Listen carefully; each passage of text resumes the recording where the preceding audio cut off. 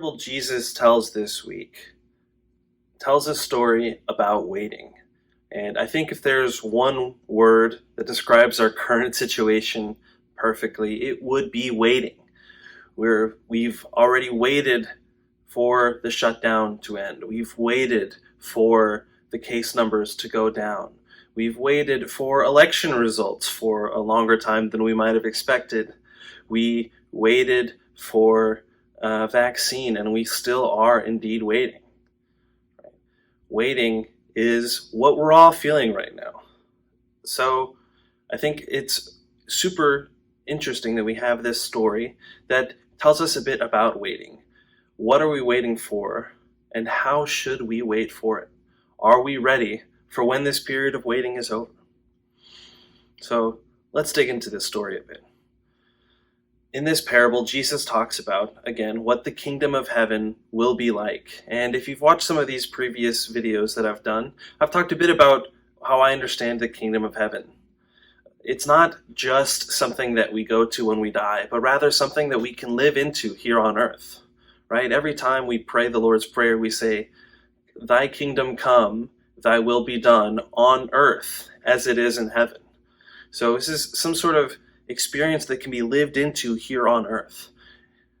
It's not just something that we get to, experience someday after we die, but something we can experience here and now, right? It's something that we can maybe grasp with our hands or build together with working with Jesus. And in this story, Jesus tells a story about there are 10 bridesmaids that are waiting for the groom to come.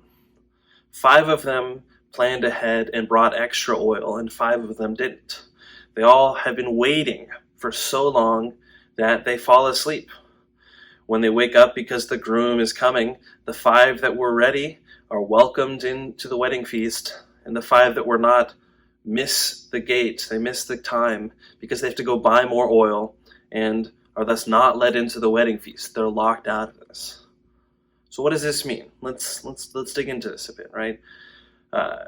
Throughout the New Testament, a common metaphor is that Jesus is the groom and that the church is Jesus's bride. That the church is the bride of Christ. You may have heard it said. And I think this parable is a good example of how that might work, right? If we use this metaphor to understand the parable, then Jesus is the groom that we, the bridesmaids that are part of the church, we're waiting for Jesus to come back. We're waiting for Jesus to return. Now, the interesting thing about this, right, is that Jesus, his return is not necessarily just something we have to wait for when, the revelation, times they're talked about in Revelation happen.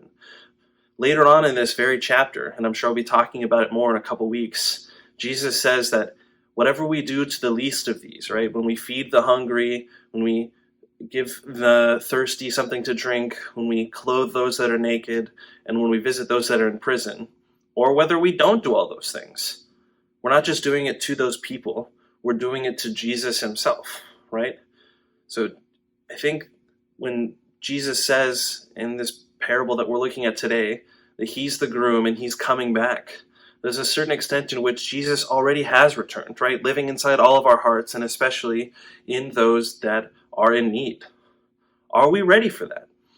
Do we have what it takes to take care of Jesus, who is living inside those that are in need?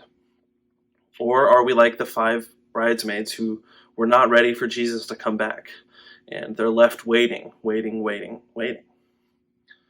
The best part about all this, right, is that what comes after the wedding ceremony, right?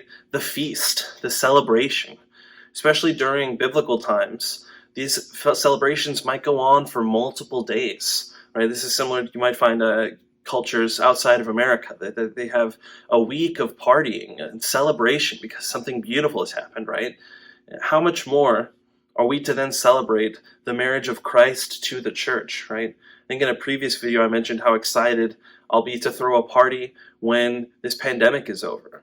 I'm even more excited to throw a party every time that Jesus comes back, every time we experience Jesus in our lives once again. So I'll end this video by asking you the same question again. What are you waiting for? And are you ready for when the wait is over?